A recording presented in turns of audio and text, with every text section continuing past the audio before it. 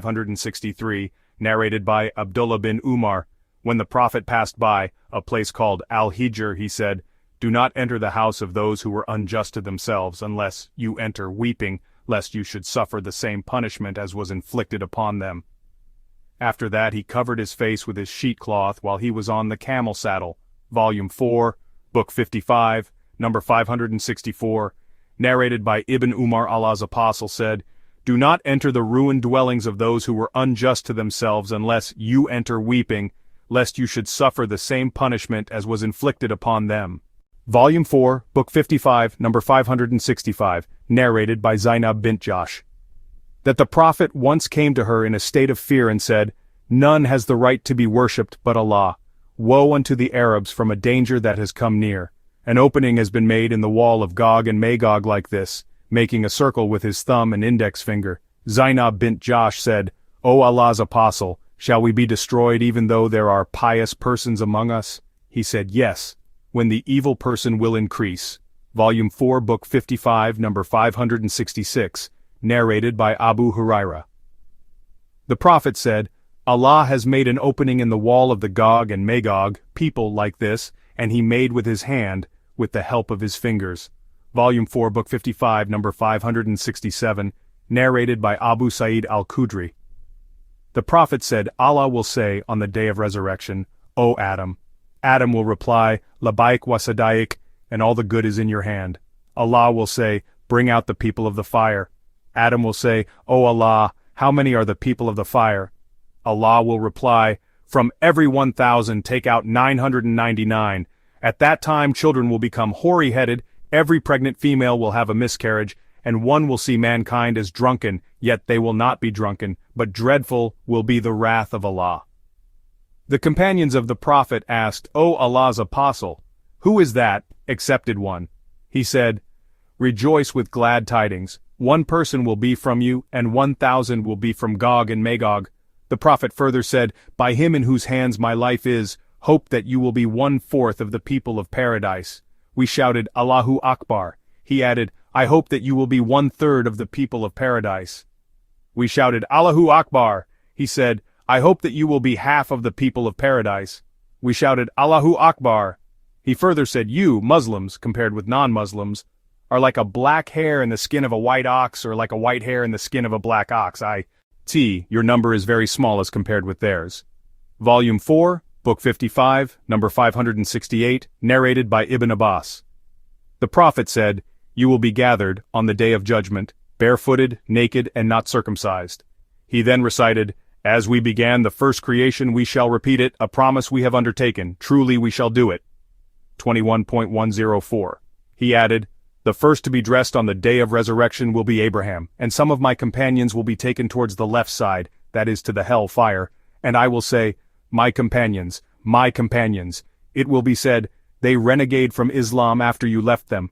Then I will say, as the pious slave of Allah, that is Jesus, said, 'And I was a witness over them while I dwelt amongst them. When you took me up you were the watcher over them, and you are a witness to all things.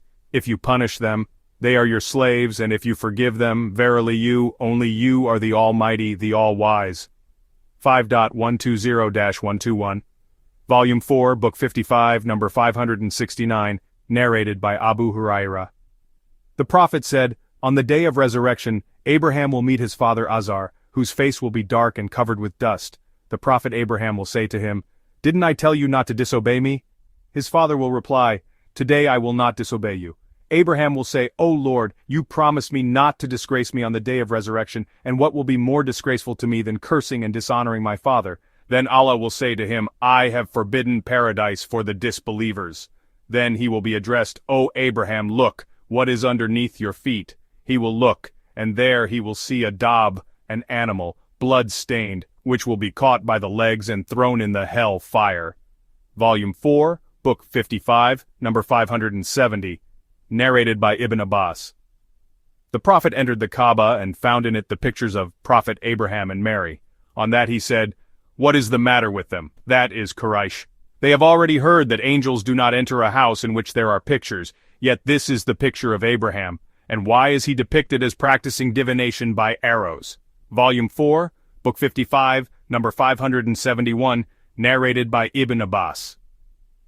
When the Prophet saw pictures in the Kaaba, he did not enter it till he ordered them to be erased. When he saw the pictures of Abraham and Ishmael carrying the arrows of divination, he said, "May Allah curse them," that is, the Quraysh. By Allah, neither Abraham nor Ishmael practiced divination by arrows. Volume 4, Book 55, number 572, narrated by Abu Hurairah. The people said, "O Allah's Apostle, who is the most honorable amongst the people, in Allah's sight?" He said, "The most righteous amongst them." They said, "We do not ask you about this." He said, "Then Joseph, Allah's prophet, the son of Allah's prophet, the son of Allah's prophet, the son of Allah's Khalil," that is Abraham. They said, "We do not want to ask about this." He said, "Then you want to ask about the descent of the Arabs. Those who were the best in the pre-Islamic period of ignorance will be the best in Islam, provided they comprehend the religious knowledge." Volume 4, Book 55, number 573, narrated by Samura. Allah's Apostle said, "Two persons came to me at night, in dream, and took me along with them. We passed by a tall man who was so tall that I was not able to see his head, and that person was Abraham." Volume 4, Book 55, number 574, narrated by Mujahid. That when the people mentioned before Ibn Abbas that the Dajjal would have the word kafir, that is unbeliever, or the letters kafir, the root of the Arabic verb disbelieve, written on his forehead, I heard Ibn Abbas saying, "I did not hear this, but the Prophet said, 'If you want to see Abraham, then look at your companion,' that is the Prophet. But Moses was a curly-haired brown man who used to ride a red camel, the reins of which was made of fires of date palms, as if I were now looking down a valley." Volume 4, Book 55, number 575, narrated by Abu Hurairah. Allah's Apostle said, "Abraham did his circumcision with an adze at the age of 80. Volume 4, Book 55, number 576, narrated by Abu Az-Zinad, as above in Hadith number 575, with an adze.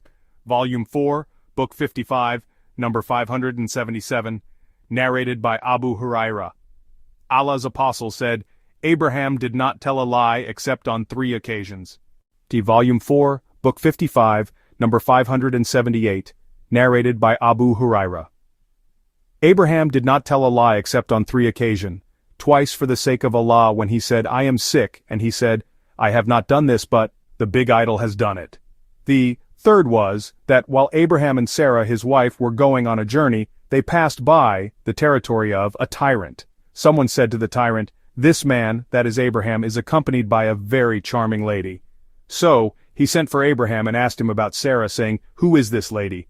Abraham said, 'She is my sister.' Abraham went to Sarah and said, 'O Sarah, there are no believers on the surface of the earth except you and I. This man asked me about you, and I have told him that you are my sister, so don't contradict my statement.' The tyrant then called Sarah, and when she went to him he tried to take hold of her with his hand, but his hand got stiff and he was confounded. He asked Sarah, 'Pray to Allah for me and I shall not harm you.' So Sarah asked Allah to cure him and he got cured. He tried to take hold of her for the second time, but his hand got as stiff as or stiffer than before and was more confounded. He again requested Sarah, 'Pray to Allah for me and I will not harm you.' Sarah asked Allah again and he became all right. He then called one of his guards, who had brought her, and said, 'You have not brought me a human being but have brought me a devil.' The tyrant then gave Hajar as a girl servant to Sarah. Sarah came back to Abraham while he was praying. Abraham, gesturing with his hand, asked, 'What has happened?' She replied, 'Allah has spoiled the evil plot of the infidel, or immoral person, and gave me Hajar for service.' Abu Hurairah then addressed his listeners, saying, 'That Hajar was your mother, O Bani Sama, that is the Arabs, the descendants of Ishmael, Hajar's son.' Volume 4, Book 55, number 579, narrated by Sharik. Allah's Apostle ordered that the salamander should be killed and said, 'It,' that is the salamander, 'blew,' the fire, on Abraham." Volume 4, Book 55, number 580, narrated by Abdullah. When the verse, "It is those who believe and do not confuse their belief with wrong, that is, joining others in worship with Allah," 6.83, was revealed, we said, "O Allah's Apostle, who is there amongst us who has not done wrong to himself?" He replied, "It is not as you say, for wrong in the verse, and do not confuse their belief with wrong means shirk, that is, joining others in worship with Allah. Haven't you heard Luqman saying to his son, 'O my son, Join not others in worship with Allah. Verily joining others in worship with Allah is a great wrong indeed. 31.13. Volume 4, Book 55, number 581. Narrated by Abu Huraira. One day some meat was given to the Prophet and he said, "On the day of resurrection Allah will gather all the first and the last people in one plain, and the voice of the announcer will reach all of them, and one will be able to see them all, and the sun will come closer to them." The narrator then mentioned the narration of intercession. The people will go to Abraham and say, "You are Allah's prophet and his Khalil on the earth. Will you intercede for us with your Lord?"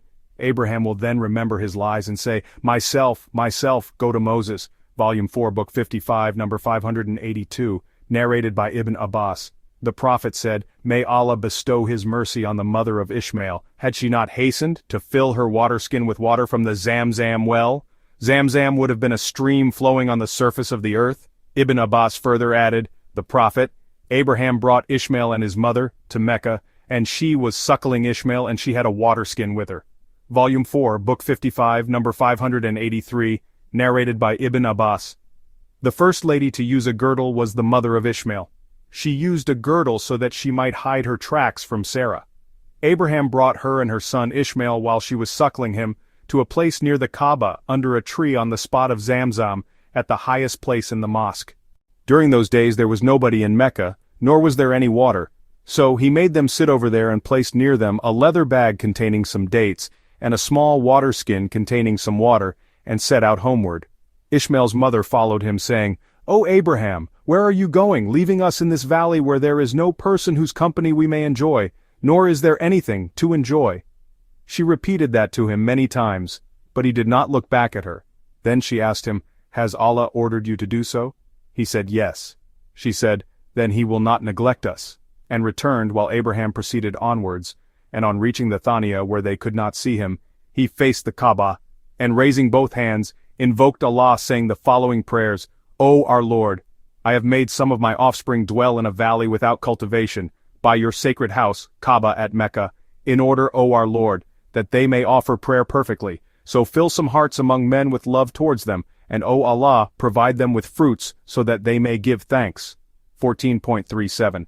Ishmael's mother went on suckling Ishmael and drinking from the water she had.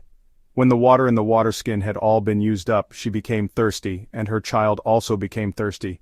She started looking at him, that is Ishmael, tossing in agony. She left him, for she could not endure looking at him, and found that the mountain of Safa was the nearest mountain to her on that land.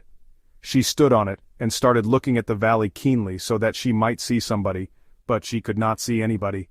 Then she descended from Safa, and when she reached the valley, she tucked up her robe and ran in the valley like a person in distress and trouble, till she crossed the valley and reached the Marwa mountain where she stood and started looking, expecting to see somebody, but she could not see anybody. She repeated that, running between Safa and Marwa, 7 times. The Prophet said, "This is the source of the tradition of the walking of people between them, that is Safa and Marwa." When she reached the Marwa, for the last time, she heard a voice and she asked herself to be quiet and listened attentively. She heard the voice again and said, "Oh, whoever you may be, you have made me hear your voice. Have you got something to help me?" And behold, she saw an angel at the place of Zamzam, digging the earth with his heel, or his wing, till water flowed from that place. She started to make something like a basin around it, using her hand in this way, and started filling her waterskin with water with her hands, and the water was